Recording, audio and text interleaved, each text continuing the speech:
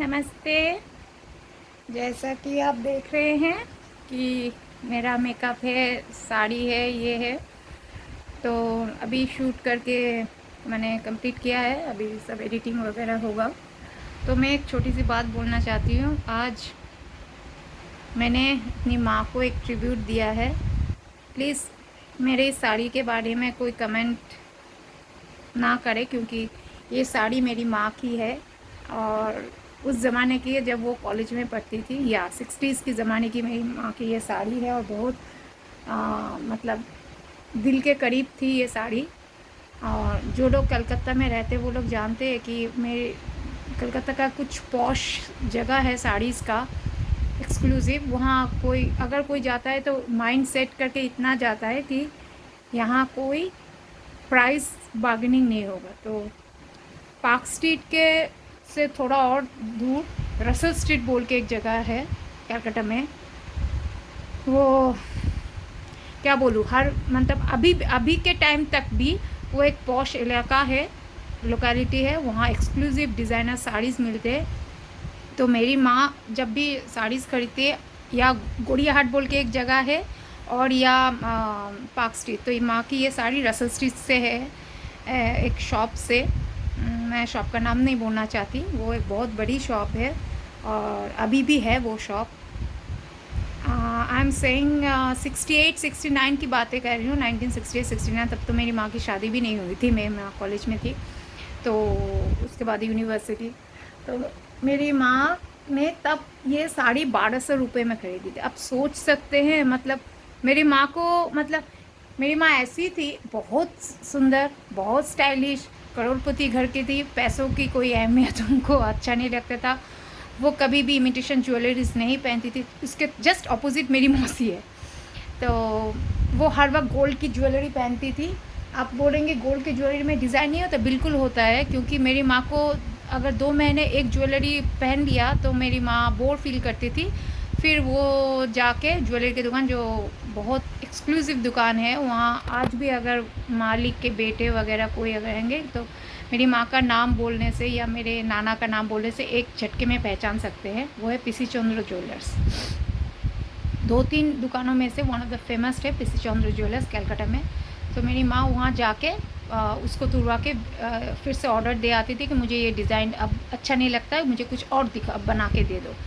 और जो भी होगा मैं घर जाके अपने पिताजी से बोल दूँगी, तो मेरे पिताजी आके कलेक्ट कर लेंगे और पेमेंट जो भी होगा देगा। तो मेरी माँ की ज़िंदगी ऐसी गई कि प्रैक्टिकली थी, दुनियादारी ये सब मेरी माँ ने कभी सोचा ही नहीं। पैसा तो मतलब उनके पास मतलब पानी के जैसा है। ठीक उसका ऑपोजिट मेरे पापा थे, बहुत सोच समझ के, मतलब क्या कहते हैं ना, अर्श से फर्श तक का उन्होंने जर्नी देखा। वो फर्श मतलब अर्श में ही थे, उनको फर्श में गिराया गया, फिर से उन्होंने अर्श का जर्नी देखा है। तो पापा बहुत प्रैक्टिकली बोलते थे, मुझे समझाते थे।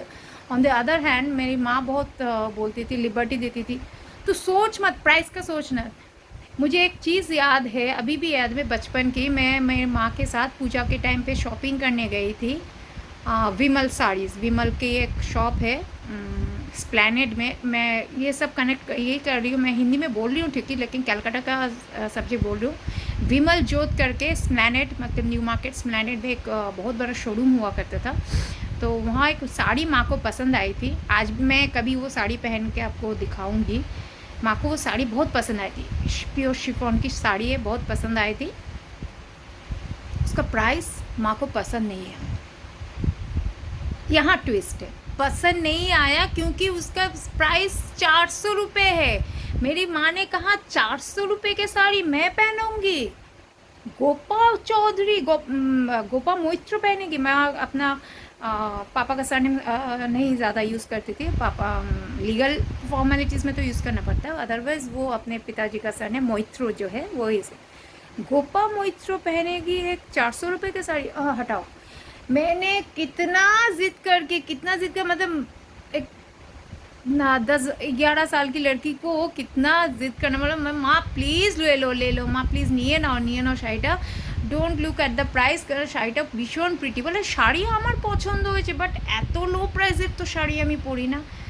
तो ये है एक छोटी सी, मैंने एक मैंने एक छोटी सी कहानी, एक इंसिडेंट बोली कि मेरी माँ की सोच ऐसी है। मेरे माँ की साड़ी का कलेक्शन मेरे जैसा नहीं है, 2000-3000 साड़ी का कलेक्शंस नहीं है, लेकिन मेरी माँ का जितना भी साड़ी का कलेक्शन है बहुत ज़्यादा एक्सक्लूसिव है।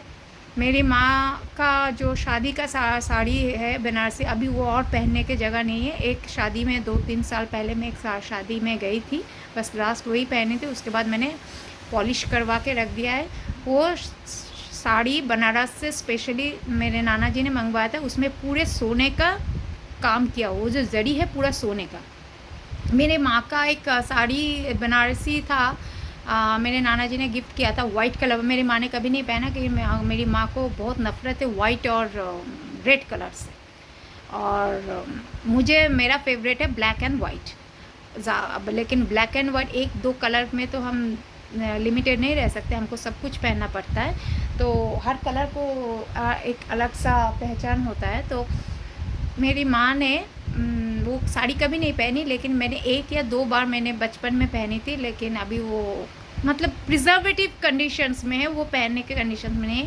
वाइट कलर की है, क्रीम वाइट कलर की साड़ी है, उसमें पूरा सिल्वर जरी का काम किया हुआ है। तो मेरे माँ के पास ज़्यादातर ऐसे ही सब साड़ीज़ होते हैं जिसमें सोने का वर्क हो, सिल्वर का वर्क हो, मतलब लाखों करोड़ों का है। और वो सब ज़्यादातर तो साड़ी सभी फट गए, मेरे माँ जब थी नॉर्मल कंडीशन में तभी फट गए थे। बहुत ज़्यादा मेरी माँ के पास साउथ सिल्क्स, बनारसी सिल्क गादवाल्स और बेंगलोर सिल्क्स, मतलब ये सब जो ट्रेंड है ना, ये हमारे नाना जी के वहाँ, मतलब मेरे नैनीहाल में ये ट्रेंड चलता है कि जब भी पहनोगे तो सिल्क में पहनोगे, कॉस्टली साड़ियों में। वहाँ मेरे नाना जी के घर में पैसों की कोई कीमत नहीं देखी जा सकती, क्योंकि मेरे नाना जी एक ब्रिटिश कंपनी में काम करते थे, शिपिंग कंपनी के, मैं जो कि अभी बंद हो चुका है, कैलकाटा का जोन, मैकन एंड मैकेंजी, वहाँ मेरे मामा भी काम करते थे। तो आप सोच सकते हैं शिपिंग कंपनी, डॉक का काम, पैसा, ऊपरी इनकम बहुत ज़्यादा है।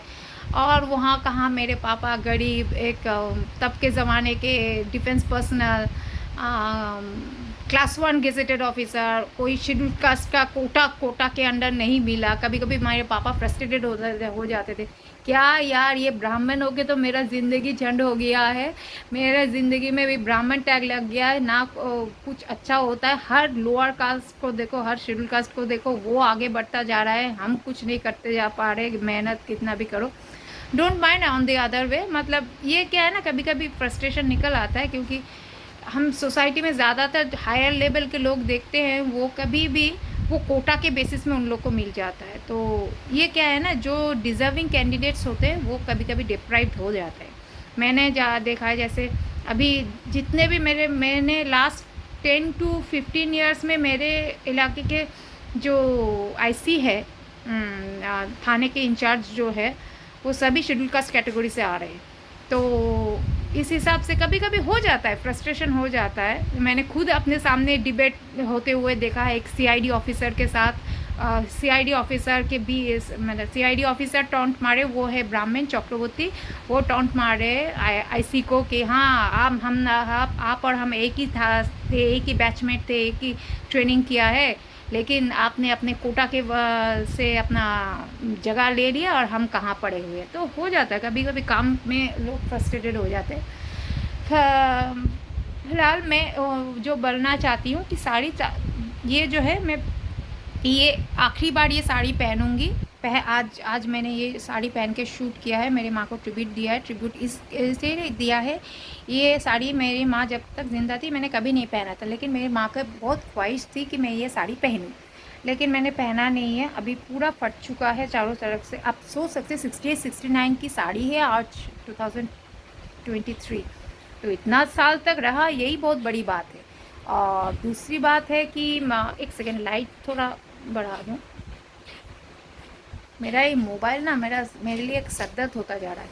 तो दूसरी बात जो है कि ट्रिब्यूट और एक सेंस से कह रही हूँ कि मैंने जो एक इंग्लिश सॉन्ग में जो परफॉर्म किया है, हाँ, जैसे कि मैंने आप सभी को बोला है कि मेरे घर का माहौल इंग्लिश हिंदी में लिमिटेड है, बंगाली का कल्चर होता नहीं है, लेकिन हाँ मेरी माँ का कुछ बंगाली गाना बहुत पसंद है। अभी का कुछ गाना नहीं है, मतलब 80s का 70s का गाना, माँ के ज़माने का गाना बहुत पसंद है। और since my mother is a very good singer, तो और म्यूजिशियंस ऑल्सो, तो उन्होंने मेरे माँ में बहुत हुनर है जिसका मतलब 1% मुझ में नहीं है, उतना उतना ज़्यादा नहीं है। तो मेरी माँ हर वक्त गुनगुनाती थी लता जी का बहुत सारे अच्छे अच्छे गाने, आशा जी का बहुत अच्छे अच्छे गाने, फिर सौंदर्या जी का। और मेरी माँ की बंगाली सॉन्ग्स में फेवरेट सिंगर थी मेरी आरती मुखर्जी, आई थिंक सो, आरती मुखर्जी, हाँ, आरती मुखर्जी। उनके गाने मेरी माँ को बहुत पसंद थी। माँ जब किचन में काम करती थी या कुछ कर रही थी, गुनगुन अपने आप ही गुनगुनाती, और इतना इतना वोकल कोड इतना सुंदर, इतना स्मूथ है ना मेरी माँ का। और मैं अगर गाने जाऊँ ना तो गधा भी शर्मा के चला जाए, मैं अपने जोन में ही ठीक हूँ। और जो भी आप परफॉर्मेंस देख रहे हैं आज, ये मेरे माँ ने अगर बूस्ट नहीं किया होता, मेरी माँ ने मुझे डांस एकेडमी में नहीं किए रखा होता, या मुझे छोटी छोटी टिप्स नहीं दिए होते, तो आज मैं इस जगह पे नहीं होती। तो कुछ तो कंट्रीब्यूट है। उनको मॉडलिंग पसंद नहीं है, लेकिन दूसरी चीज़ें मुझे उनको पसंद है। और रहा सवाल ये साड़ी का, चारों तरफ से फटी हुई है, तो किसी भी मतलब काम के टाइम अगर आपको दिख जाए तो भद्दा कमेंट मत कीजिएगा। ये मेरी माँ की निशानी है, मेरे लिए बहुत ख़ास है, अजीज़ है। तो आप सिर्फ परफॉर्मेंस में देखिए, और अगर आपको साड़ी अच्छी नहीं लगी तो ठीक है, कोई बात नहीं, सबको सब कुछ पसंद नहीं आता है, लेकिन क्रिटिसाइज़ मत कीजिएगा, क्योंकि ये मेरे दिल के, आप समझ सकते, आपके घर में भी कुछ ना कुछ चीज़ आपके इमोशंस के करीब होगा, दिल के करीब होगा, सेम एज़ ये मेरे दिल के बहुत करीब है। तो इसको थोड़ा सा क्रिटिसाइज़ मत कीजिए। और जो सॉन्ग मैंने, इंग्लिश सॉन्ग मैंने परफॉर्म किया था, वो 90s के ज़माने में माँ का फेवरेट था। और माँ हर वक्त बोलती थी कि पापा को बोलती थी, ये म्यूज़िक चलाओ तो ये कैसेट तब तो कैसेट चलता था, ये कैसेट चलाओ तो ये कैसेट चलाता, क्योंकि माँ को इंग्लिश म्यूज़िक बहुत पसंद है, पापा को भी इंग्लिश म्यूज़िक। दो डिवीज़न है, जैसे पापा को सेरॉन का म्यूज़िक बहुत पसंद है, और क्या बोलूँ, लोबोनियम के म्यूज़िक्स पसंद है।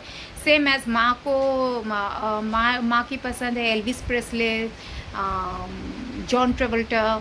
और मेरी माँ जब कॉलेज लाइफ में थी बहुत ज़्यादा इंग्लिश फिल्म्स देखती थी, तब के मैं मतलब ऑड्री हेपबर्न की जो पिक्चर्स है, ऑड्री हेपबर्न। और दूसरी जगह मेरे पापा देखते थे थोड़ा मिस्ट्री वाला, घोस्ट वाला पिक्चर्स, या गन्स रोजेस, ये सब पिक्चर्स पापा देखते थे। और not to forget Stallone, Rambo, पापा डाई हार्ट फैन थे, रैम्बो, आर्नोल्ड्स की पिक्चर्स, ये सब पापा का था। मारधाड़ वाला पापा, और रोमांस जहाँ है वहाँ माँ है, मतलब वही कल्चर है ना। मैं बोल रही हूँ ना कि मेरे माँ का कल्चर इंग्लिश, पापा का कल्चर इंग्लिश, उसके बाद आर्मी, तो उस बैकग्राउंड में। और मेरा कॉन्वेंट एजुकेशन हुआ है, तो इंग्लिश, फिर उसके बाद इंग्लिश मीडियम में आई हूँ, और बचपन से कोविड में पढ़ी हुई हूँ, तो मैं ब्रॉड माइंडेड हूँ। लेकिन broad minded in the sense, सोच में ब्रॉड माइंडेड, ड्रेसअप में ब्रॉड माइंडेड, लेकिन जगह समझ के ड्रेसअप करनी चाहिए। ऑब्वियसली कहीं भी कुछ पहन के मत जाना। अगर हम शॉर्ट्स पहन के मंदिर में जाए, ये तो भगवान का अपमान होता है ना, जगह समझ के ड्रेस करना। लेकिन ये भी मेरे मम्मी पापा ने सिखाया है कि सब कुछ करो, लेकिन ज़िंदगी में कैरेक्टर सबसे ऊपर रखो। तो ऐसा काम कभी मत करना कि कोई तुम्हारे कैरेक्टर पे एक भी उंगली उठाए, उस चीज़ को ध्यान में रखेगा। तुमको हमने सब लिबर्टी दिया है, लेकिन लिबर्टी का मतलब ये नहीं कि तुम अपना लिबर्टी को मिसयूज़ करो। तो there I draw the line, I know where to draw the line. And आशा करती हूँ कि आपको ये वीडियोस अच्छे लगेंगे, और कंटिन्यूडली है और भी वीडियोस है मैं अपलोड करती रहूँगी। और इसी के लिए चाय का टाइम हो गया है, तो इट्स टी टाइम। आप लोग चाय पीजिए, मैं भी ब्लैक कॉफ़ी मारती हूँ। Okay, tata, bye bye, love you.